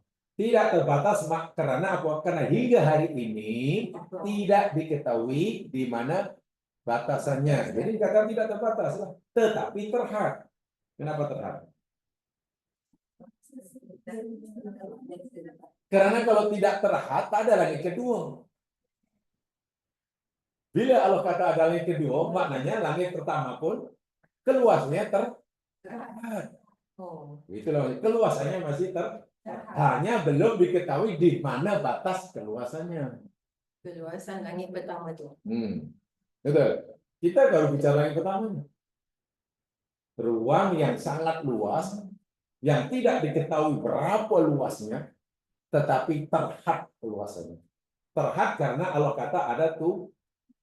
Kalau langit pertama tak ada hadnya, ya mana tak ada langit kedua. Itu baru langit Pertama, pertama. Guna ada langit dua. dan seterusnya. Agaknya langit kedua lebih luas atau lebih sempit dari langit pertama? Sama. Tentu lebih luas. Lebih luas. Bahkan langit kedua lebih. Jadi kalau ibarat ini digambarkan ya dalam ilmu yang saya digambarkan. Langit ini sebetulnya ibaratnya macam apa ya? Macam ruang yang bulat. Ini kita semua di sini. Bumi, langit, labas itu penuh ini. Macam belon, tapi kita di dalam belon. Dan kata ini tepinya. Tapi tepinya ini hingga hari ini belum Dia tahu kat mana. diketahui. Sebab ada bintang paling jauhnya seperti ini. Itu pun bukan dari tepi, tak tahu di mana tepinya. Tapi mesti ada limit dia kan. Kenapa ada had dia? Kalau tak ada had, itu kan ada lagi kedua. Bila dah habis, jadi dia mesti di sini. Tentu lebih luas karena langit pertama berada dalam Dunia. langit pertama berada dalam langit kedua. Kemudian ada langit ketiga. Dalam langit ketiga ada Langit kedua. langit ketujuh, maknanya di dalamnya ada. Dan Bayangkan, coba bayangkan. Nah, itu satu. Nah, sebelum terlanjur salah pahamannya, kan belum habis. Jangan dibayangkan lapisan langit seperti ini, seperti mana ini satu, kedua. jangkik. Lapisan-lapisan langit yang 7 lapisan itu yang bersifat dimensional, bersifat dimensi. Artinya ruang langit pertama dimensinya berbeda dengan ruang langit Kedua. perbedaan berlainan dimensi. Jadi perbedaannya di tingkatan dimensi. Dimensinya lebih tinggi. Contoh, langit pertama itu berdimensi 3. Bukan 3 dimensi ya, dimensi 3. Langit kedua, ketiga, keempat berdimensi 4 hinggalah 12. Sana satu contoh mudah dimensi. Kita agak-agak dengan jin, alam jin, jauh ke dekat. Jauh. Lancet. Kita duduk rumah ini dengan rumah jin jauh ke dekat.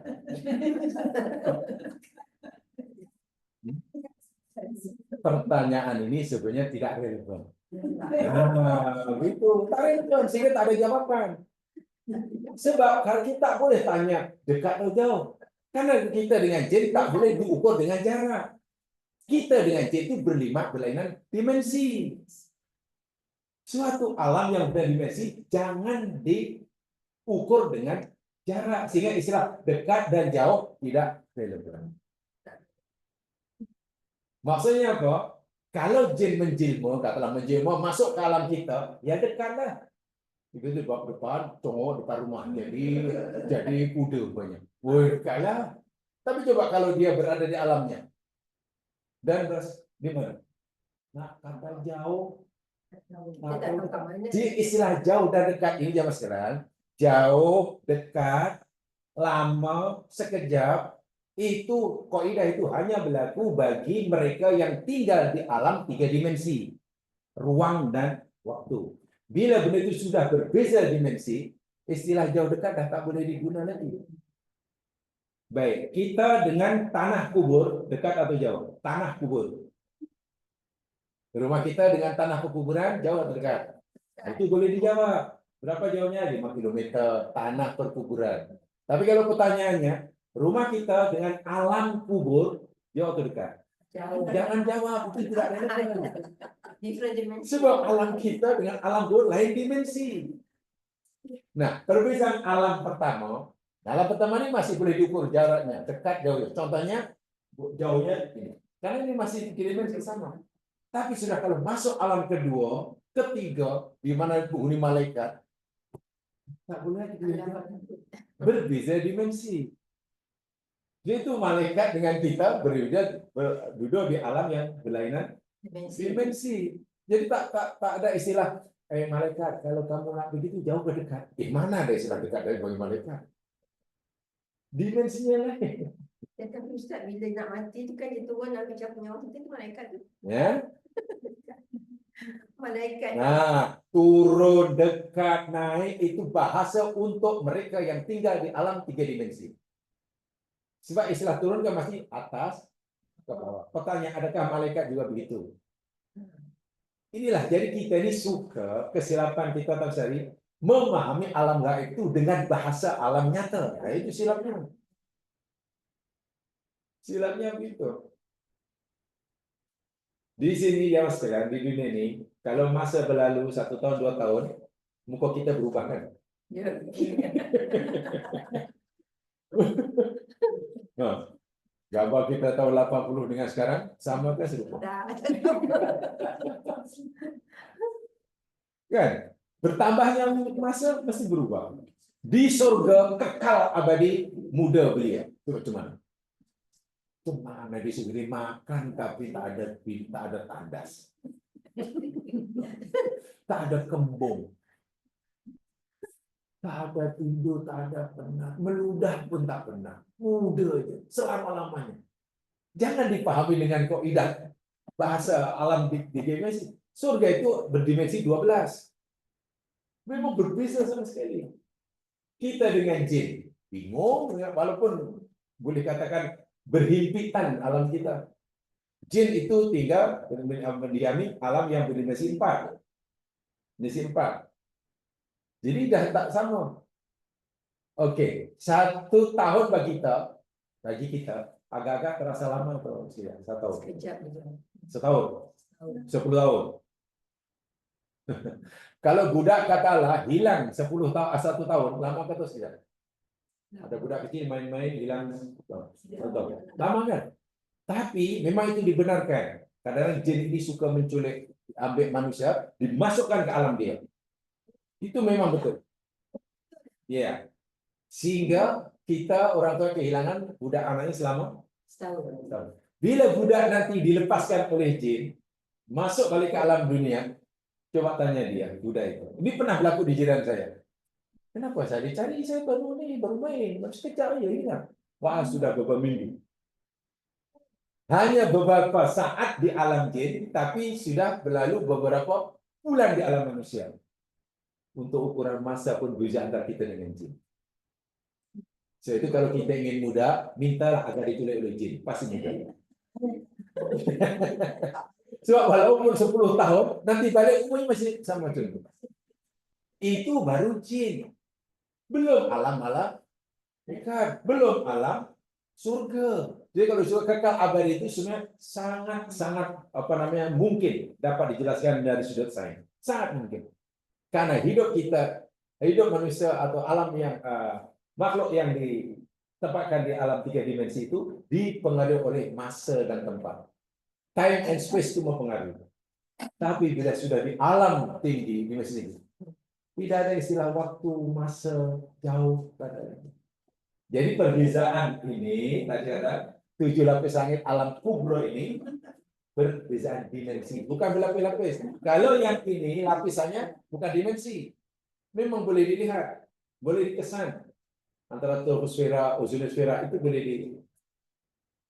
ini panggil alam langit kubro. Nah sekarang kita hanya diberitahu oleh Allah langit kubro itu hanya yang ada di dunianya, yang sana Allah tak beritahu. Allah hanya beritahu di sana ada malaikat. Penghuni malaikat, di sana ada aras, di sana ada kolam, di sana. Itu saya tak akan sampai sana, tak mungkin. Saya hanya sampai ke yang itu as-samaud dunya. Jadi kalau Nabi dahulu Mi'raj ke langit mana? Nomor 7 kan? Ya. 7 itu di mana? Ya, 7 yang ini yang ukra tuh. Jadi perjalanan Nabi dalam Mi'raj zaman sekarang, jangan kita pahami Nabi menempuh berapa juta kilometer. Salah. Perjalanan Nabi Mi'raj itu jadi perjalanan antar dimensi. Melepasi dimensi. Jadi tak boleh lagi diukur dengan jarak. Sebab itu tak boleh lagi diukur dengan masa. Sehingga bila Nabi Haris mengatakan hanya beberapa saat malam dalam waktu malam, semalam kan, bukan sampai 1 malam kan, ya sangat mungkin lah karena memang perjalanan Nabi ketika Sayyidina Musa itu sudah tidak lagi dipengaruhi oleh masa, di luar masa, di luar tempat. Jadi di sana bukan sampai ke matahari, bukan. Loh, itu dibayangkan, kadang-kadang udahlah sedih kadang-kadang. Nabi naik apa dulu? Buraq kan? Itu betul hadis Nabi.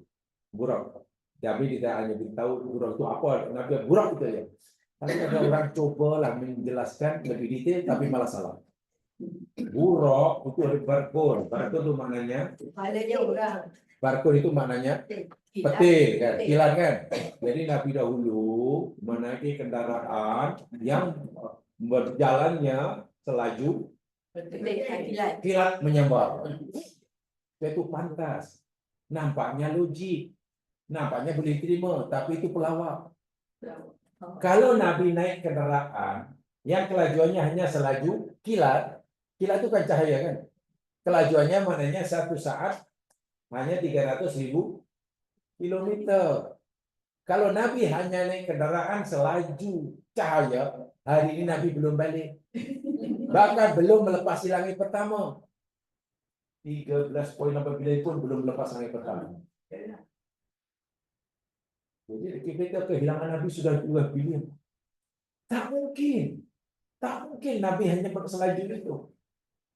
Sudah itu kelajuan Nabi jangan diukur dengan kilometer.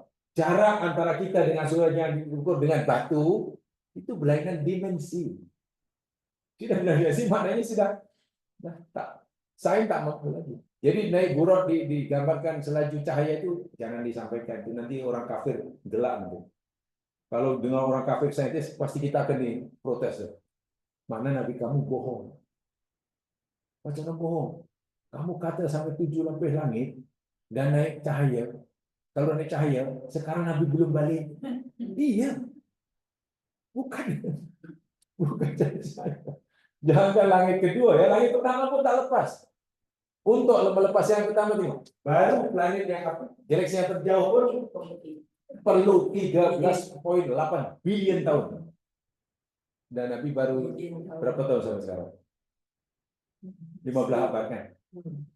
Tak balik. Itulah perjalanan sangat-sangat luar biasa. Sudah Allah Subhanahu wa taala. Setelah itu Allah katakan subhanallah. Subhanallah. Jadi jangan yakini Buraq itu selaju kilat. Itu tak betul itu. Jangan ukur dengan itulah. Jadi kita ini saya tak pernah memahami langit kedua ini. Jadi kita tahu karena memang Allah tak beritahu. Dan itu bukan objek kajian kita. Itu perlu diimani. Yang boleh dikaji langit pertama atau langit sugro. Itu boleh. Langit sugro ini banyak masalah. Sekarang sudah dimanfaatkan juga. Timbul berbagai macam teknologi lah. Ya. Telekomunikasi makin canggih, komputer makin canggih. Itu karena memanfaatkan ini langit sugro ini.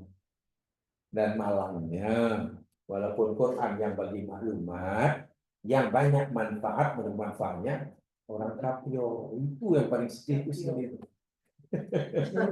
Yang betul-betul membuat kita sedih, malu itu jelas. Kitabnya kita yang baca, tapi manfaat dari kitab itu orang kafir. Ya sedih sekali, sangat sedih.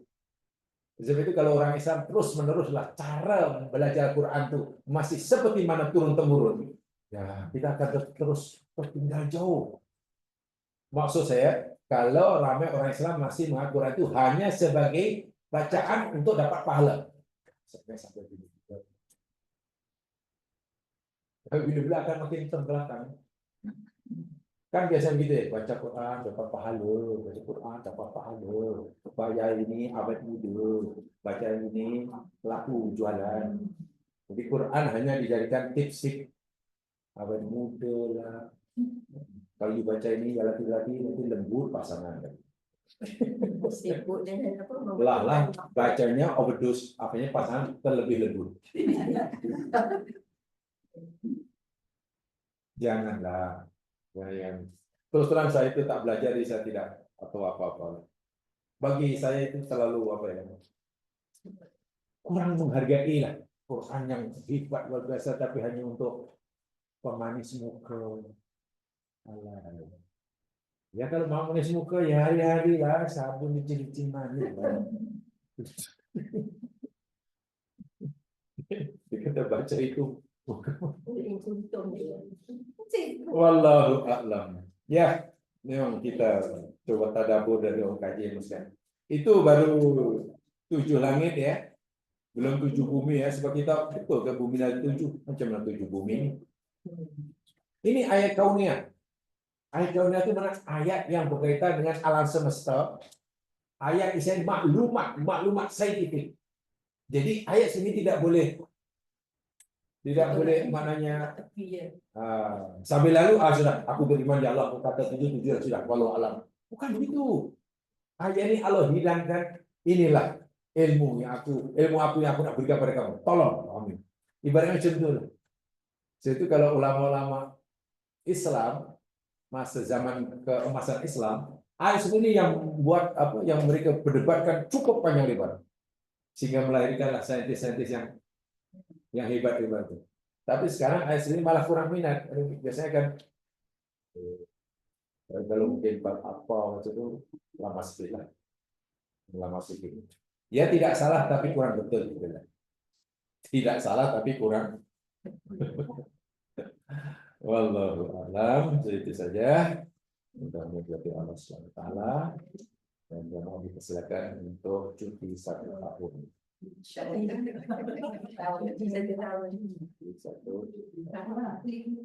Ya kan 1 tahun. Tahun aja. Jika